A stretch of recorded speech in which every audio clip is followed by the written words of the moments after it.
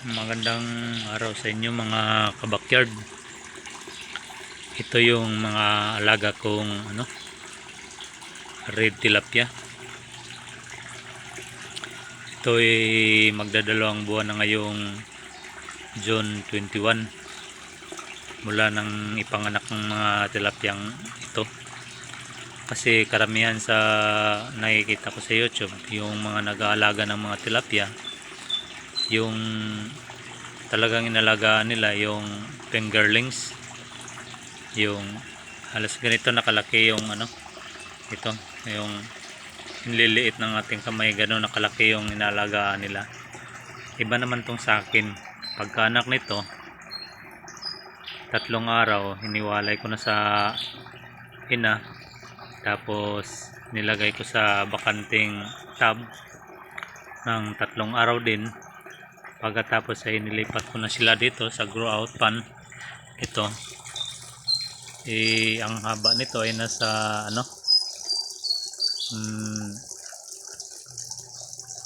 15 feet. Tapos may lapad namang 7 feet yung lapad niya. Yung lalim ay kulang lang 1 metro. Hindi talaga 1 metro, kulang 1 metro, siguro nasa mga basta mga malapit din mag 1 metro yung lalim nito. Super, nakita ko naman yung mga alaga ko, medyo maganda namang tubo.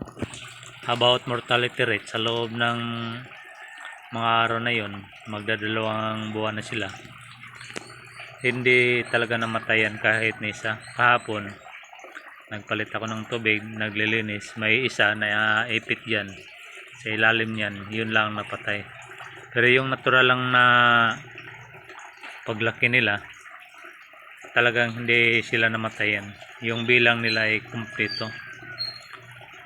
Yung naman, mga predator naman kagaya ng mga kingfisher, hindi naman basta-basta nakakuan, kasi mayroon din namang mayroong net sa taas. Kaya ito napakagandang kanilang tubo. Sa tagal ng magdadalawang buwan, gano'n na sila kalaki. Tingnan niyo, malaki na sila. Nasa 2 finger na yung laki nila. Hindi ako nagtitipid sa pagkain nila. Sa tuwing na punta ko rito, pag dito sa pan na to, binibigyan ko ng pagkain. Ngayon umaga, magbibigay na naman tayo ng pagkain. Susubukan natin. Yan, kita nyo nagkainan. Ganun sila ka active yung mga alaga ko. Maganda kanilang tubo. Ewan ko lang sa itim na tilapia, kasi dati doon sa kabilang bayan, doon sa isa naming bahay, mayroon akong maliit na pan doon, earth pan, hindi concrete. Medyo tingin ko medyo mahina yung kanilang laki. Siguro sa nag-aalaga din, kasi hindi ako direktang nag-aalaga yung mga biyanan ko ang alaga. Kung minsan napapakain, kung minsan hindi, kasi pag nabiyahe, pag may lakad, talagang napabayaan minsan. Kaya hindi maganda yung quality ng mga alaga ko doon. Ngayon dito, tingnan nyo, kita nyo naman, ubos agad yung nilagay kong pagkain. Yan, nandito sa tapat ko. Ayan. Napaka lakas nila, maliksi. Yan.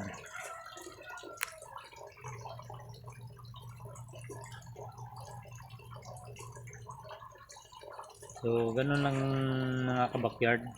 Itong concrete pan ko ay talagang nandito lang sa gilid ng bahay. Tingnan nyo yung bahay, yun, bintana na yan, diba? Nandito lang, kasi dati mayroong flowing dyan. Yan, sa areang yan may flowing yan. Yung may akita ang bubong na yan, may flowing dyan. Yung tubig niya pagka hindi ginagamit, nandun napunta lang sa creek araw-araw.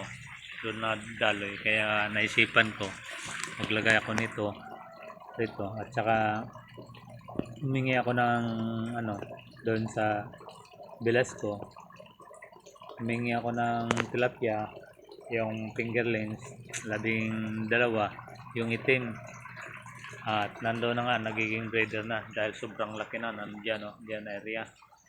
So kalaunan na isip ko parang mas maganda yata yung red tilapia kasi double purpose for viewing, at saka kahit pa paano nagiging ulam na rin.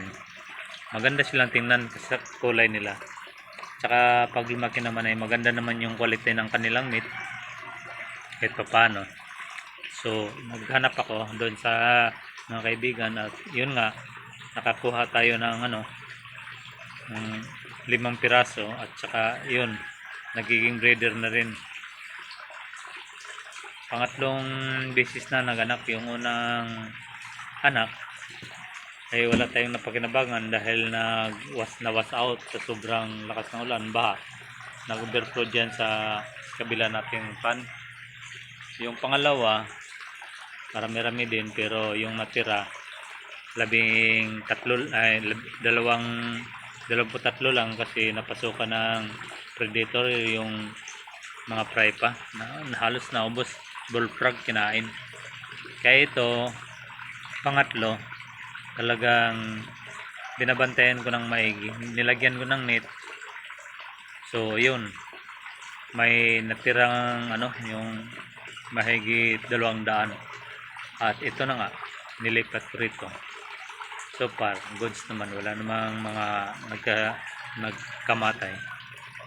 So ganun lang guys, maganda yung may alaga tayong mga ano nasa gilid lang bahay natin.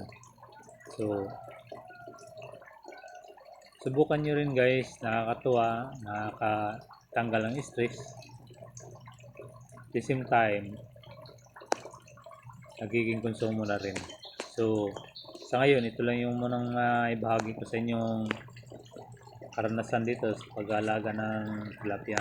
So magandang araw guys.